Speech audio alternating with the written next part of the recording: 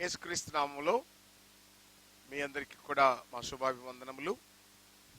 మరి why worry అనేటువంటి ఈ సబ్జెక్టు మీకు ఆధ్యాత్మిక మేలులు కలుగ చేయాలని, మీరు ప్రతి విధమైనటువంటి ఆందోళన నుండి బయటికి రావాలని ఆత్మ ప్రేరణ వలన ఈ సబ్జెక్టు మీతో మాట్లాడాలని నిర్ణయించాను. చిన్న ప్రార్థన చేసుకుందాం.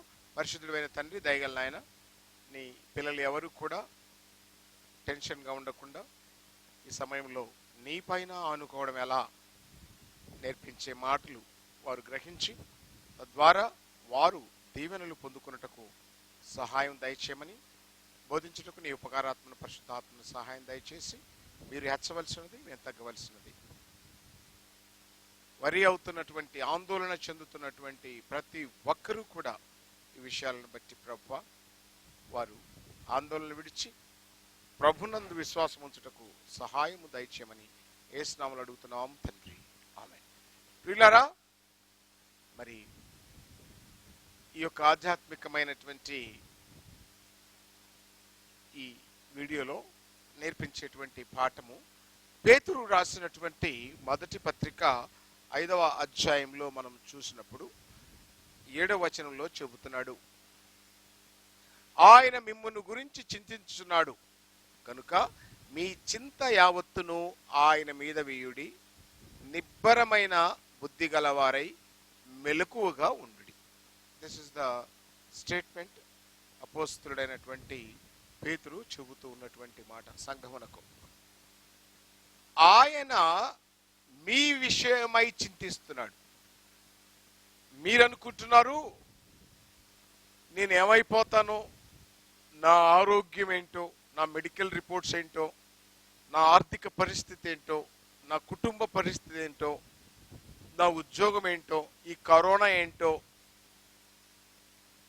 ఇలా ప్రతి నిమిషము కూడా నువ్వు ఆలోచిస్తూ నువ్వు బాధపడిపోతూ ఉన్నావు. ఒక విషయం ఆలోచించడు సహోదరుడా, నీ ఆలోచనే నిన్ను పాజిటివ్ గాని నెగిటివ్ గాని నడిపేస్తుంది. బైబిల్లో ప్రభు చెబుతున్నాడు, మీరు చింతించుట వలన ఒక మూర ఎత్తు పెరగలరా? ఏం చేయగలవు? నువ్వేదో సమస్తము చేసేటువంటి శక్తి, కెపాసిటీ ఉన్నోళ్ళు లెక్క ఆలోచించేస్తున్నావు. దానివల్ల నీకు కలిగేటేంటి?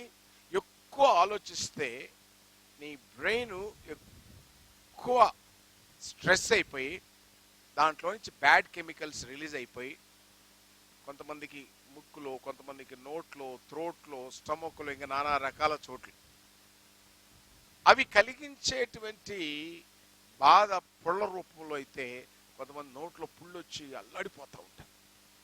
థ్రోట్ ఇన్ఫెక్షన్ మాటమాటికి అయిపోతూ ఉంటుంది. కడుపులో ఎసిడిటీ వచ్చేసేస్తుంది. అర్థమవుతుందండి? కొంతమందికి అవి ఎక్కువ అయిపోయి చెవులోంచి చీము గారిపోతూ ఉంటుంది. ఇది అవసరమా? బైబిల్ అంటుంది ఆయన మీ గురించి చింతిస్తున్నాడు. అవునండి, గెస్తమైన తోటలో ఆయన ప్రార్థన చేయడానికి వెళ్ళినప్పుడు ఆయన చింతించుచు, ఆయన చెమట రక్తము వలె కారిందంట మన గురించి ఆలోచిస్తూ. He always pray, he always, because ఆ యొక్క యాజకుడిగా పరలోకములో ఆయన చేస్తున్న బాధ్యత, భూమి మీద ఉన్నప్పుడు మనం రక్షించాలన్నటువంటి తపన. ఎందుకంటే ఒక అద్భుతమైన స్టేట్మెంట్ తండ్రికి చెప్పాలి, ఆయన చేయుటకు నువ్వు నాకు అప్పగించినటువంటి పనిని నేను భూలోకములో సంపూర్ణముగా చేసి నెరవేర్చి నిన్ను మహిమపరిచితిని. భూలోకంలో ఆయనకి ఇప్పించినటువంటి పని నశించిపోయినటువంటి ఆత్మలన్నింటినీ కూడా రక్షించి, ఇంకా 1 యోహాను పత్రిక 3వ అధ్యాయం 8వ వచనంలో సాతాను క్రియలను లయము చేయడానికి వచ్చేసి. ఏంటంటే సాతాను క్రియలన్నీ పాజిటివ్గా ఆలోచించవలసినటువంటి క్రైస్తవుడు నేడు దిగులుపోయి, దిగాలిపోయి, బెంబేలిపోయి, అమ్మో అదైపోతే, అమ్మో ఇదైపోతే. ఏమీ కాదు. పుట్టిన ప్రతి మనిషి తను ఆయుష్ కాలం ఉన్నంత వరకు బతకాల్సిందే. వాడిని పోషించడానికి దేవుడు సమృద్ధి కలగజేస్తాడు. Why worry? దేని గురించి? ఇంటికాడుంటే జీతం రాదనో, ఉద్యోగాలు పోతాయనో, ఇంటి రెంట్ ఎట్లా కట్టాలనో, పిల్ల పెళ్లి ఎలా చేయాలనో, కొడుకు ఇంకా సెటిల్ కాలేదనో, భార్య మాటలు లేదనో, భర్త తాగుబోతనో, ఇలా ఆలోచించుకుంటూ పోతే, ఒకసారి ఆలోచించు. ఇలాగే నువ్వేమన్నా చేయగలిగిన వాడివైతే, చేయగలిగిన దానివైతే నువ్వు చేసేదానివి. నువ్వేం చేత కాని పరిస్థితికి వచ్చినప్పుడు ప్రభు అంటున్నాడు, ఈ చింత యావత్తును నా మీద వెయ్యి. ఆయన మీ గురించి చింతించుచున్నాడు. కాబట్టి మనకు ఒక మంచి అవకాశం ఏంటంటే, నీ భారము ఆయన మీద మోపము, ఆయన నిన్ను ఆదుకుంటాడు. నిజమే. It's wonderful. అనేక సమయాల్లో ఆ మాట, నీ భారము యెహోవా మీద మోపము, ఆయన నిన్ను ఆదుకొనును. సో మనం ఆలోచించటం వలన మనకు కలిగేటువంటి లాస్ ఏంటంటే, health we lose, mental peace పోగొట్టుకుంటాం, ఆందోళనకరమైన జీవితం, ఇతరులతో సరిగా ఉండలేకపోతాం. ఒక్కసారి అలా కూర్చో. ఎగసి పడుతున్నటువంటి అలల దగ్గర సముద్రం ఎప్పుడు నెమ్మదిగా ఉండదు. అర్థమవుతుందండి?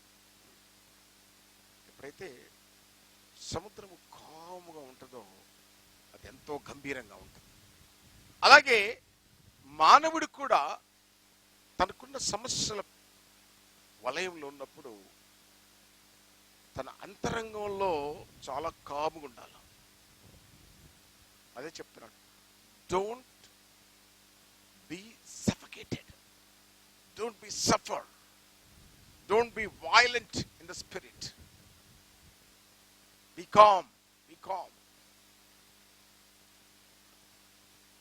ఎందుకంటే మనము ఎవరి మీద ఆనుకున్నామో ఆయన ఎలాంటి వాడో మనకు అర్థమైతే మనకు ఖచ్చితంగా నెమ్మది ఉంటుంది.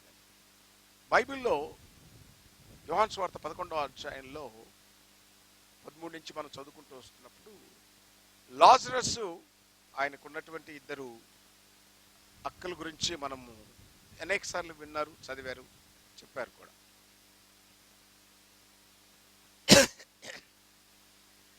నేనేం చెప్పదలుచుకున్నానంటే, ఇక్కడ మీకు బైబిల్లో నుంచి,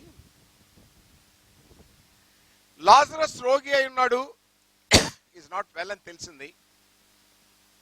అక్క చెల్లెళ్ళు ఇద్దరు బాగా సఫికేట్ అవుతున్నారు. ప్రభుకు తెలిసింది. ప్రభు శిష్యులు అన్నారు, షల్ వి గో అన్నాడు. అంటే వద్దొద్దు, ఈ రోగము ఆయన మరణము నిమిత్తము రాలేదు, ప్రభు మహిమార్థమై అన్నారు. వాళ్ళకేం అర్థం కాలేదు.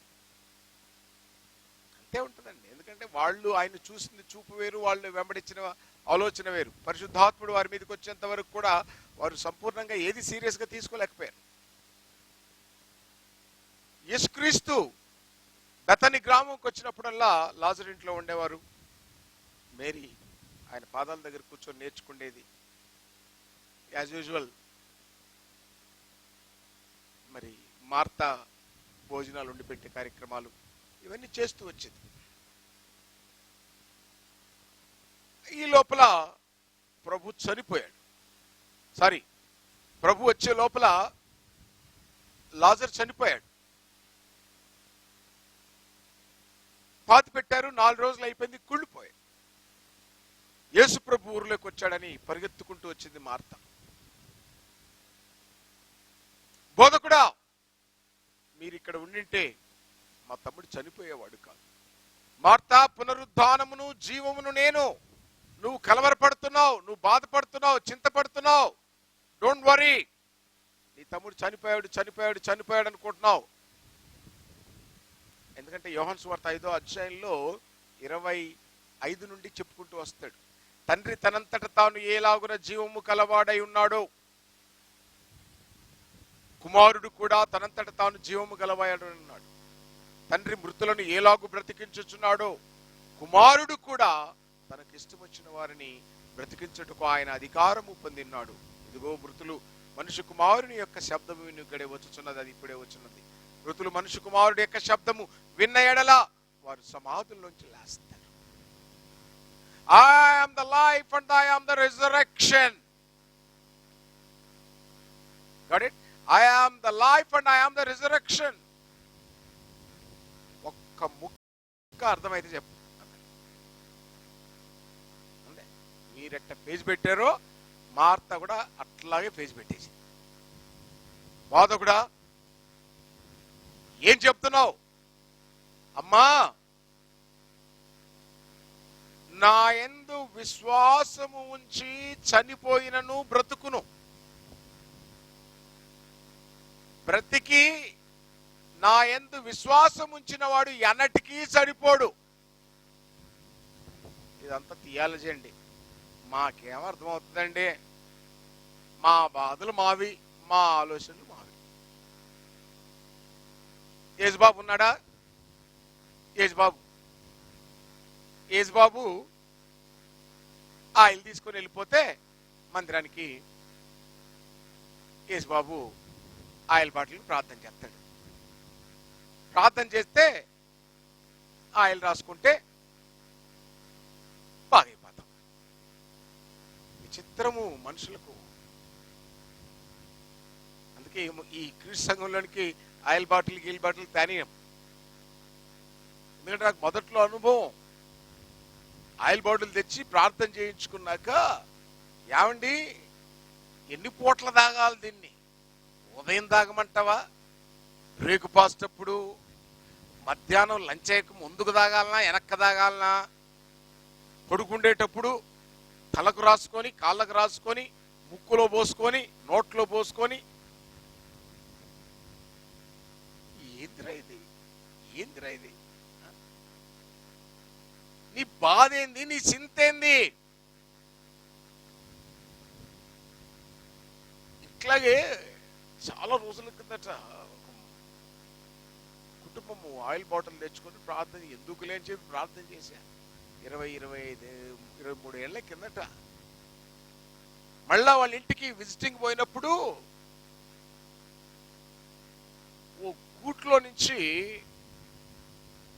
అయ్యగారు ఉండండి, మీరు అప్పుడు చేసిన ప్రార్థన చేసి ఇచ్చిన ఆయిల్ బాటిల్ ఉంది కదా, ఇది పుటోల దగ్గర పెట్టాం. పుటోల దగ్గర అదే బూడి మరియమ్మ, శివబాబు బొమ్మలు ఇంట్లో ఎడబెట్టారంట, ఆయిల్ అడబెట్టారంట. దాన్ని ఎవరిని తాకనీరంట. రోజంట అయ్యగారు ఇంట్లోంచి పోయేటప్పుడు 2 సుక్కలు చేతులు వేసుకొని నాకి పోతే మంచి జరుగుద్దంట. ఏం దరిద్రపు ఆలోచనరా బాబు మీకు?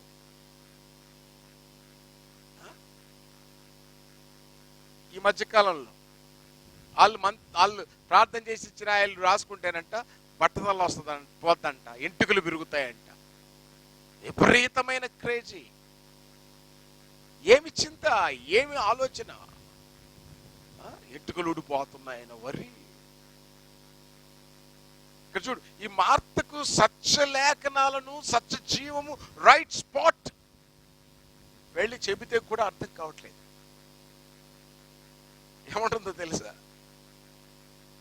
నాకు ఎక్క ముక్క అర్థం కావట్లేదు, కానీ నేను పోయి మా చెల్లెను పంపిస్తాను. అమ్మాయి బైబిల్ స్టూడెంట్ కదా, బాగా తెలిసి ఉంటుందని చెప్పి ఆ అమ్మాయి, ఈ లోపల బాధకుడు వచ్చాడని చెప్పి ఆమె పరిగెత్తుకుంటూ వచ్చింది ఏడ్చుకుంటా.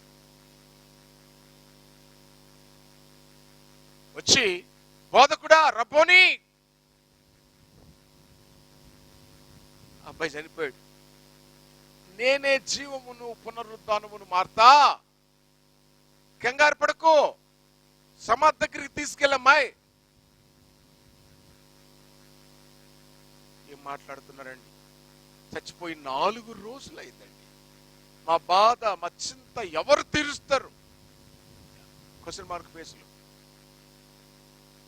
మీరు రాలేదు, మీకు కబురు పెట్టాం, మీరు దగ్గరనే ఈ పక్కనే అన్నాడు తిరుగుతున్నారు కానీ మీరు రాలేదు. ఇది కాదమ్మా, నేనే జీవమును పునరుద్ధానమును. 4 రోజులు కానీ 40 సంవత్సరాలు కానీ 400 ఏళ్ళు కానీ 4 యుగాలు కానీ తరాలు కానీ ఏదన్నా కానీ మట్టికి మట్టిలో కలిసిపోయినా కానీ నేను పిలిస్తే మట్టిలో నుంచి లేచి వస్తారే అమ్మా. గుర్తుపట్టే నన్ను తల్లి. ఎక్కట్లేదు ఎవడి చెంతవాడు. బాధల్లో ఉన్నప్పుడు ఎదుటి వాళ్ళు ఏం చెప్పినా అర్థం కాదు, వాళ్ళు చెప్పిందే మనం వినాలి అంతే. వాళ్ళు చెప్పిందే మనం వినాలి. ఇంకా ఎక్కువ చెప్తే మాస్టర్ గారు మీకేం తెలియదు, ఊరుకోండి ఊరుకోండి ఊరుకోండి. ఏం చేద్దాం మరి? వాళ్ళు అలా మాట్లాడేస్తారు. వాళ్ళకున్నటువంటి మనోదుఃఖము, మనోభారము ప్రభు ఓపికతో భరించాడు. మాయ్ అగు అక్కడ తీసుకెళ్ళి అక్కడికి. ఇప్పుడు కూడా బాగా డీప్గా డిస్టర్బెన్స్ గురయ్యామనుకోండి, మళ్ళీ ఖచ్చితంగా గద్దించే వాళ్ళు లేకపోతే ఆ డీప్గా వెళ్తూ డిప్రెషన్లోకి వెళ్ళిపోతాం. దాంట్లోంచి కోలుకోలేము. అంటే ప్రభు వాక్యము మనల్ని బాధలో నుంచి విడిపేస్తుందంట, నెమ్మది కలగజేస్తుందంట, బ్రతుకునేస్తుందంట. ఇంట్లో మగబ్బాయి చచ్చిపోయాడు, మరి చచ్చిపోయినప్పుడు ఇంట్లో అందరికి బాధే, మరి చింత దుఃఖము ఏంటో మరి ఎలా బ్రతకాల. ప్రభు చింతపడే వాళ్ళ విషయమై ఆయన ఎంత చింతపడతాడు.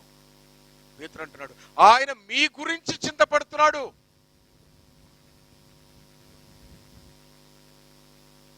చివరికి అక్కడికి తీసుకెళ్ళేటప్పటికి సమాధి దగ్గర చూసి అక్కడ చూసి ప్రభు కన్నీళ్లు పెట్టి దుఃఖం బాధగా.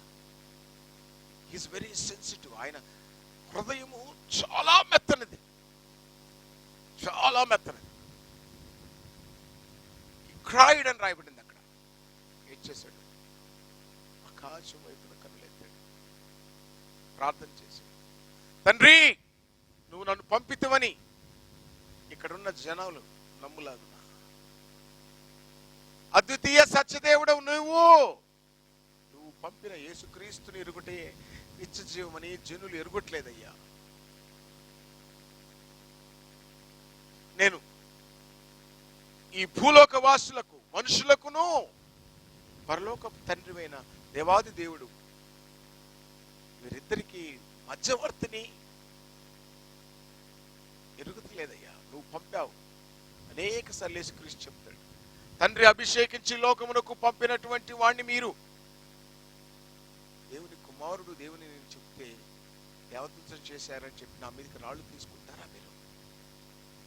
దేవుని వాక్యము ఎవరికి వచ్చునో వాడే దేవుని కుమారుడని నేను అన్నెల్లా మీకేం పోయగలరా? మీ ధర్మశాస్త్రము కూడా ఇలాగనే చెప్పుచున్నది కదా. ఒక్కడికి అర్థం కాదు. అర్థం కానప్పుడే మనిషి చింతలోకి వెళ్ళిపోతాడు.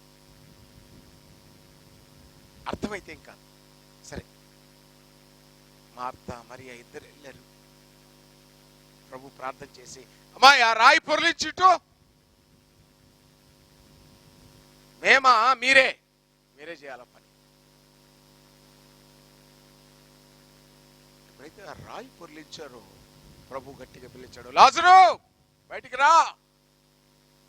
ఇక్కడ నేర్చుకోవాల్సింది ఏంటంటే, చింతలో ఉన్నప్పుడు చింతను పక్కన పెట్టి సమస్యను పరిష్కరించుటకై మార్తా మరియా పరుగున ప్రభు దగ్గరికి వచ్చింది. ఈరోజు నువ్వు దేని విషయమై చింతలో ఉన్నావు? ఆ చింతను పక్కన పెట్టి ఫస్ట్, అదేదైనా కానీ, what ever it is, health issue కావచ్చు, హార్ట్ ఇష్యూ కావచ్చు, ఏదైనా ఫ్యామిలీ ఇష్యూ ఏదైనా పక్కన పెట్టి ఫస్ట్ ప్రభు దగ్గరికి రా. ఉన్న పాటున వచ్చు చున్నాను నీ పాద సన్నిధి రక్షక.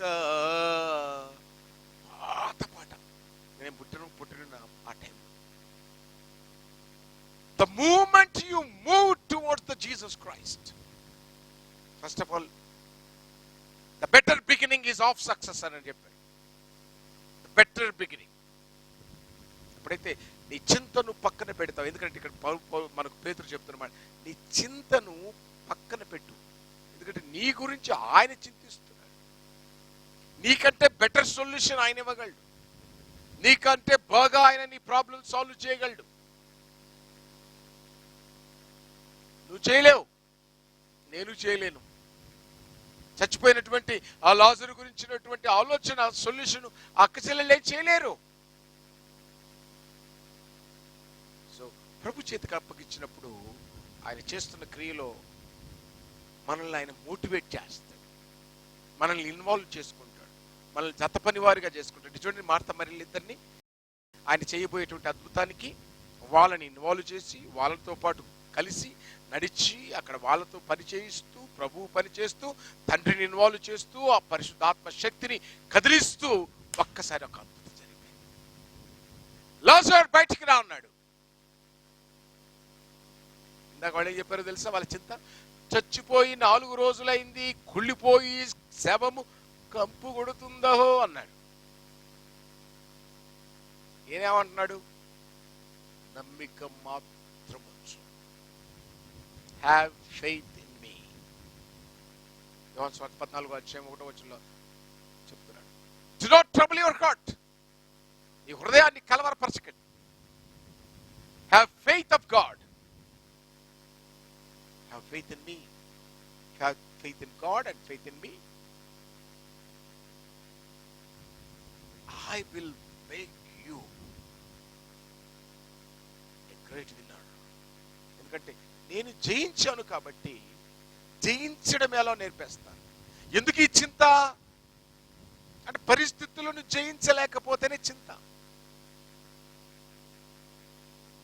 మొగుడు బాగలేడు, వాడిని జయించి సరిగ్గా లైన్లో పెడదామంటే మాట వింటలేదు. పెళ్ళాం అరకొర, దాన్ని జయిద్దామంటే కుదరతలేదు. పిల్లలు, ఆర్థిక పరిస్థితి, ఇవన్నీ ఇట్లా జయించలేకపోతేనే, వాటి మీద జయం రాలేకపోతే మనిషి చింతలో పడిపోతాడు. రేపటి ఎలా?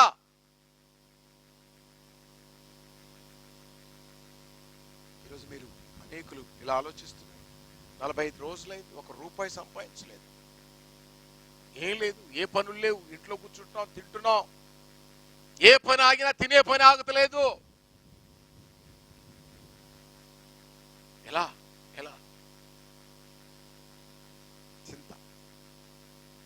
అందుకే బైబిల్ చెప్తుంది, నీ చింత యావత్తును నా మీద వేసేయి. When Martha and Mary trusted Jesus Christ, ఆయన సమాధి దగ్గరికి తీసుకుపోయినప్పుడు సగం ప్రాబ్లం సక్సెస్ అయిపోయింది. తర్వాతది తెలిసిన స్టోరీ. 12 సంవత్సరములు రక్తస్రావంతో బాధపడుతున్నటువంటి ఒక స్త్రీ, physical suffering. It was very hard and అనే అసలు మన ఊహకు అందదు అంత పెయిన్. చచ్చిపోయింది అనుకున్నాం. వైద్యుల దగ్గరికి వెళ్ళింది, అంత వెళ్ళింది, ఇంక చింత చింత చింత. ఏంట్రా బాబు,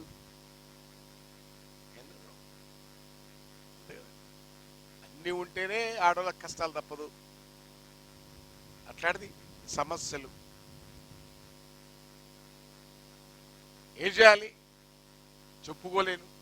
ఉన్న డబ్బంతా ఖర్చు పెట్టింది, అన్ని పోయాయి, రోగం కుదరలేదు, చింత చింత.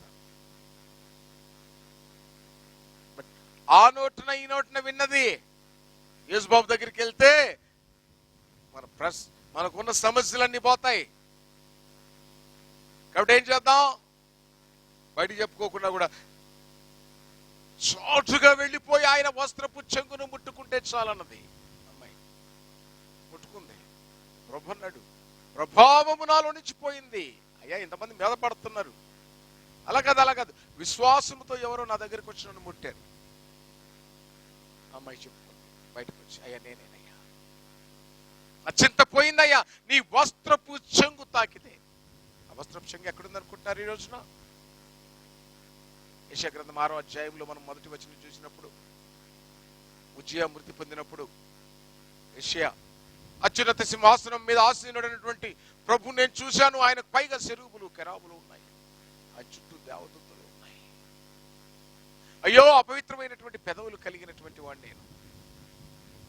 ఆయన చూశాను. చూస్తున్నప్పుడు ఆ మహాదర్శనములో ఆయన చొక్కా అంచులు దేవాలయము మీద ఆనుకొని ఉన్నాయి. దేవుని ఆలయము క్రీస్తు సంఘమైనది. సంఘములో ప్రతి సమస్యకు పరిష్కారం. ఎందుకనగా పౌలు చెప్తాడు భక్తుడు, ఎఫెసీయులకు రాసిన పత్రిక 3వ అధ్యాయం 8వ వచనములో, సంఘము ద్వారా దేవుని యొక్క నానా విధములైనటువంటి జ్ఞానమును ప్రచురణ చేయ నిమిత్తమై ఈ సంఘము. ఇటు సంఘము ప్రజల యొక్క చింతను తీర్చివేస్తుంది, మానసిక ఒత్తిడిని తీసివేస్తుంది. దాదాపు అనేకులు చెప్పుకోకూడదు కానీ సంఘము బలపడలాగున చెప్తున్నాను. ఈ కరోనా కారణంగా తిండికి లేదని భయపడితే, వంట నూనె లేదని భయపడితే, ఖర్చుకు డబ్బు లేదని భయపడితే ఒకటే మాట చెప్పాను, భయపడకండి. సంఘం యొక్క దాతృత్వం గురించి పౌలు అనేక సార్లు చెప్పాడు. మసిదోనియాలో ఉన్నటువంటి వారు, కొరింథులో ఉన్నటువంటి వారికి, వారి సమృద్ధి వీరికి అవసరం, వీరి సమృద్ధి వారికి అవసరం. ఒకరి సమృద్ధి ఇంకొక కరువును తీర్చడానికే గాని ఒకరి సమృద్ధి ఇంకా సమృద్ధి కలిగి బలిసిపోవడానికి కాదు. కాబట్టి నీ చింత యావత్తును తీసి ఆయన మీదే. వైవరి ఆయన ఖచ్చితంగా చెబుతూ ఉన్నాడు ఏమని, ఆయన మిమ్మల్ని గురించి చింతించుచున్నాడు గనుక మీ చింత యావత్తును ఆయన మీద వేసి నిబ్బరమైన బుద్ధి గలవారవై మెలకువగా ఉండండి. నిబ్బరమైన బుద్ధి అంటే కలవరపడే మనస్తత్వం ఉండకూడదు, కలవరాల మధ్యలో బతకూడదు. కలవరం చిన్నదానికి కూడా కలవరమే. ఆ మధ్యకాలంలో కూడా వచ్చిండు నా దగ్గరికి, యాండి ఇంట్లోంచి బయటకు పోతుంటే బల్లి తపాన ఎడమ చెయ్యి మీద పడింది. ఏం పడిందంట? బల్లి పడింది. ఏమైనా నాకు అపశకనం జరుగుద్దా? నేనేం చేయాలి దీని గురించి? బల్లి పడింది, పిల్లి ఎదురొచ్చింది, వివరాలు వచ్చింది, తుమ్మాడు, దగ్గాడు. అమావాస్య బయటికి పోతే లైటు ఆర్పేసినప్పుడు బయటికి పోకూడదు. సాయంత్రం లైట్ ఎత్తితే మనం ముద్దు పెట్టుకోవడాలు. ఎప్పటి చెప్పిట్రా అయిపోయింది. ఇదేట్లో ఎక్కడ ఫెయిల్ అయినా కూడా పరీక్షకు పోతుంటే ఎవడన్నా తుమ్మాడను అయిపోయాగా ఇంట్లో వాళ్ళు, అమ్మా ఒక 10 నిమిషాలు ఇంట్లో కూర్చొని పో. ఏంట్రా ఈ చింత, ఈ బాధలు? ప్రభు చెప్తున్నారు, దేన్ని గురించి చింతపడతావు? మత్తయి సువార్త 6వ అధ్యాయము 50 సార్లు చెప్పింటాను. 6వ అధ్యాయం 25వ వచనం నుంచి, ఏమి తిందుమో, ఏమి తాగుదుమో, ఏమి ధరించుకునుదుమో అని మీరు అంటే క్రైస్తవులు బాధపడకూడదు. క్రైస్తవుడైతే బాధ రాదు, అన్యుడైతే వస్తుందంట. ఒకవేళ నువ్వు ఇంకా చింతించుచున్నావు అని అంటే ఈ వర్తమానం విన్నాక కూడా అయితే నువ్వు క్రైస్తవుడి కాదు. దేని గురించి చింతించకుడి, ప్రతి విషయములోనూ కూడా కృతజ్ఞతాస్తుతులు చెల్లించుచు ముందుకు సాగిపోండి. ప్రభు చిత్తమైతే అలాగు చేద్దాం, ప్రభు చిత్తమైతే ఇలాగు చేద్దాం అని ప్రభు చిత్తగా నీ చిత్తానికి అప్పగించుకోండి. అంతేకాని చింతించుతూ కూర్చోండి. ఇదిగో ఆ 12 సంవత్సరాల రక్తస్రావం కలిగిన స్త్రీ చింతిస్తూ ఇంట్లో కూర్చుంటే చచ్చిపోయింది. మార్తా మేరీ కూడా ఇంట్లో చింతిస్తూ కూర్చుంటే చచ్చిపోయింది. వాళ్ళకి ఎంత విశ్వాసం లేకుండా బయట. ప్రభు మనకు అద్భుతమైన మాట చెప్తున్నాడు, నువ్వు ప్రార్థన చేసేటప్పుడు విశ్వాసము కలిగి ఈ కొండను చూసి ఎత్తి సముద్రంలో పడంటే పడిపోయేటువంటి విశ్వాసమును దేవుడిస్తున్నాడు మనకు. కాబట్టి ప్రియులారా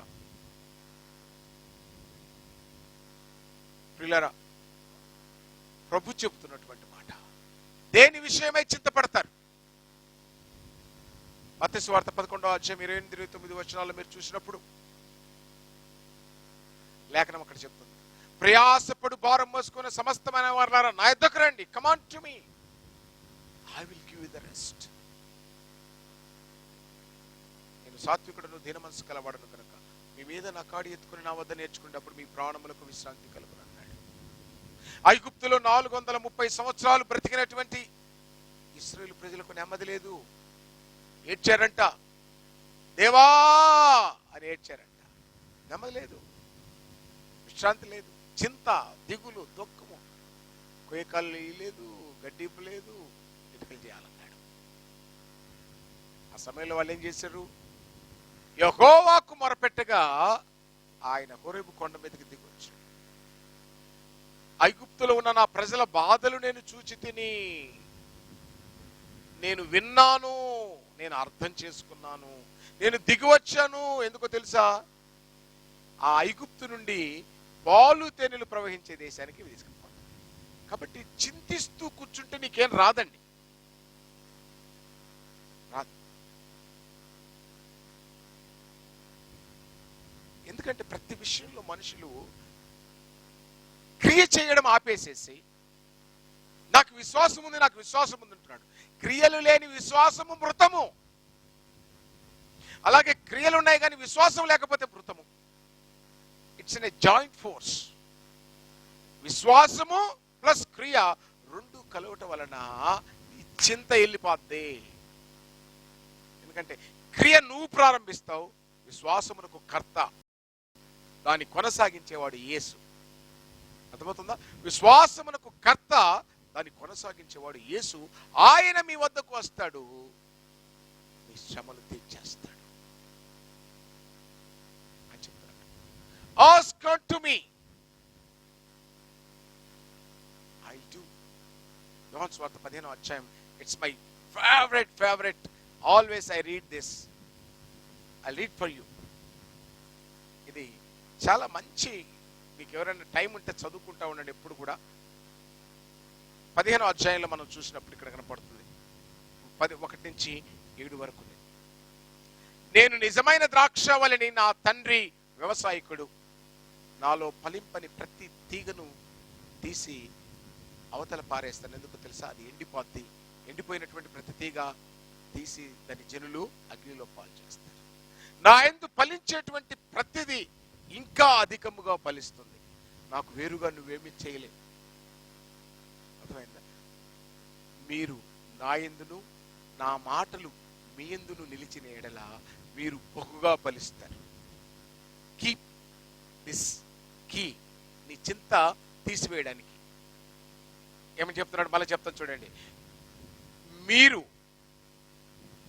ఎవడు నా యందు నిలిచియుండునో, నేను ఎవని యందు నిలిచియుందునో వాడు బహుగా ఫలించును. నాకు వేరుగా ఉండి మీరేం చేయలేరు. వై వరీ అంటే because you are failing. You are failed. బంగారం పట్టుకున్న నాశనం.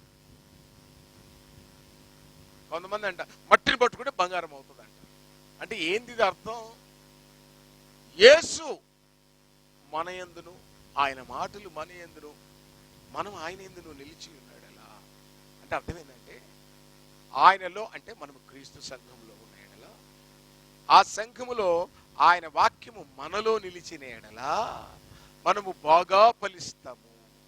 మనము బాగుగా ఫలించటం వలన తండ్రి సంతోషిస్తాడు.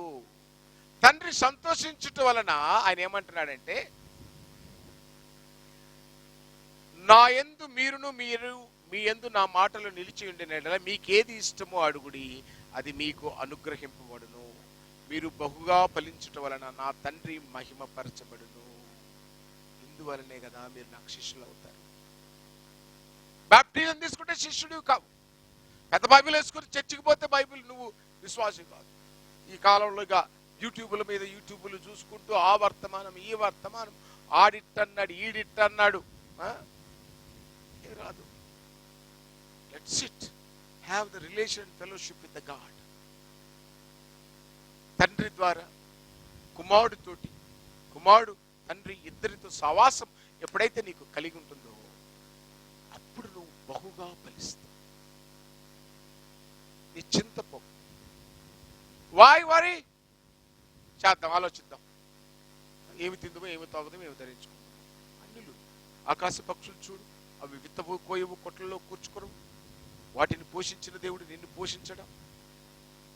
మిలియన్స్ ఆఫ్ ద బర్డ్స్, మానవ జాతిని మించినటువంటి సృష్టిలో ఉన్న ప్రాణులు. వాడికి బ్యాంకులు లేవు, వాడికి ఆర్టీసీ బస్సులు లేవు, రైలు లేవు, ఏరోప్లేన్లు లేవు, మోటార్ బైకులు లేవు, కార్లు లేవు, గీళ్ళు లేవు, పొలాలు లేవు, బ్యాంకు బ్యాలెన్సులు లేవు. But still they are alive. ఏ రోజున్నా ఒక కాకి నీ దగ్గరకు వచ్చి, లేక ఒక పిట్ట నీ దగ్గరకు వచ్చి, అక్క అక్క లేలే అన్న అన్న 3 రోజులైంది అన్నం తినకపోతున్నా, కొంచెం చెంతగా ఉంది అన్న అన్న కొంచెం అన్నం పెట్టు అన్న, నాకు జీన్ ప్యాంట్ లేదని కాకి ఎప్పుడన్నా అడిగింది నేను? నాకు బర్రె అడిగింది నేను? బర్రెకు లేని ఎందుకురా బాధ నీకు? ఎంత బాధపడిపోతావో. ఏమి కావు. ఒకరోజు ఒకడు బైక్ మీద పోతా కింద పడ్డాడు. కింద పడి లేచి వచ్చి నాతో ఏడుస్తాడు. కింద పడిపోగానే నా భార్య బిడ్డలు గుర్తొచ్చారు. నేను చచ్చిపోతే ఏమవుతారు, ఏమి గారు. నేను కూడా అలాగే ఒక సహోదరుడు నాతో ఉండేవాడు. He is the one of the main reason myself to be in the Christianity. Suresh Edwin గారు అని చెప్పి మా బాస్ ఆఫీస్లో నేను జాబ్ చేసేటప్పుడు we were very close. ఆయన వైఫ్, ఆయనకున్న బిడ్డ బాబు, ఇట్స్ మా 2 ఫ్యామిలీలు ఒక ఫ్యామిలీగా ఉండేవి చెన్నైలో. సచ్ ఎ క్లోజ్ అంటే సచ్ ఎ క్లోజ్. ఇంకా వాళ్ళ భార్య భర్తలు ఇద్దరైతే ఇక విడదీరాని బంధం. సో నేను జాబ్ రిజైన్ చేసి హైదరాబాద్కి వచ్చాను. అనుకోకుండా ఆయన ఒరిస్సాకు క్యాంప్కి వెళ్ళాడు. ఆయన ఎక్స్చేంజ్ కంపెనీలో పనిచేసేవారు. పెయిన్ వచ్చింది ఇక్కడ హార్ట్లో, కిందికి దిగింది. ఇంటికి వచ్చాడు, హాస్పిటల్ తీసుకుపోయాం, చనిపోయాడు. ఇక్కడ హైదరాబాద్లోనే భూస్థాపన అయిపోయింది. నేను బలిచింతపడిపోయాను. నేను నా భార్య కూర్చొని ఆలోచించేవాళ్ళం, బాబీ ఏమైపోద్దో, బాబీ ఏమైపోద్దో, పిల్లలు ఏమైపోతారో, బాబీ ఏమైపోతుందో, పిల్లలు ఏమైపోతారు. But soon after 2 months 3 months తను మళ్ళా వేరే పెళ్లి చేసుకుంది, హ్యాపీగా ముంబైలో. మా భయ్య ఇద్దరు బాబు పాప ఇద్దరు పెద్దోళ్ళు అయిపోయారు. వెన్నెల చంద్రాస్ అంతా they are very happy. But మొదట కొన్ని రోజులు యాంగ్జైటీ, వరి ఏమైపోతాం ఏమి ప్రభుకు సమర్పించాం. హ్యాపీగా మంచి భర్త దొరికాడు మళ్ళా. They were living very happily. Why worry? అది ఏదైనా కావచ్చు, ఎగ్జామ్స్ కావచ్చు, ఆర్థికపరమైనటువంటి లావాదేవీలు కావచ్చు, ఏదైనా కావచ్చు. అందుకే ప్రభు మనకి నేర్పిస్తున్నాడు ఇక్కడ, మొదట నా నీతిని, నా రాజ్యమును వెతకు బాబు. 6:33. ఆ తర్వాత అన్ని సమకూరుస్తాయి.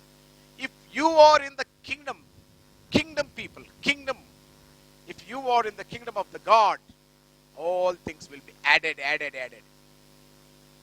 If you are not in the kingdom, అన్ని డిస్క్రిమినేషన్ టక్ అయిపోతాయి. So I appeal you everybody in this lockdown period, don't worry for anything, be strong, బలంగా ఉండండి. ఏమవుతుందండి? क्या होता है यार, कुछ भी नहीं होता. जो होना सब कुछ भगवान तय करके लिखा है. सब कुछ మనం अपने को देगा. ప్రతి ఒక్కటి ఇస్తాడు. మనమే దుర్మార్గులమైంది, మన పిల్లలకు మంచి ఈవులు ఇవ్వడం తెలుసు. అలాంటిది ఆయనకు తెలియదా? Why worry? ఈ రోజు నుంచి I want to listen the testimonies from you all. నేను చెప్పింది ఒక్కటి చేయండి. ఒక్కసారి నువ్వు ఆయన చేతికి నీ సమస్యను అప్పగిచ్చేసి దాన్ని మర్చిపో. ప్రభువా, ఈ రోజు నుండి నా జీవిత సమస్య ఇది నీది. ఎందుకంటే బైబిల్ చెప్తుంది, బైబిల్ తప్పుకోదు. ఆయన మీ గురించి చింతించుచున్నాడు కనుక మీ చింత యావత్తును ఆయన మీద వేసి మీరు నిర్భయముగా ఉండి మెలకువగలిగిన వారై ఉండి. మెలకువగలిగిన వారై ఎందుకు చెప్తున్నాడంటే, సాతాను యుక్తిపరుడు, వాడు మోసం చేస్తాడు. నువ్వేమో మీ దేవుడికి అప్పగిచ్చానన్నావు, ఆయన ఏం చేయలేదు. అద్భుతమైనటువంటి పాట రాశాను, అక్కడ పైన కూడా ఉంటుంది. బలిష్టమైన చేతి కింద దీనుడనై ఉన్నానయ్యా, తగిన సమయమందు నువ్వు నన్ను హెచ్చిస్తావు.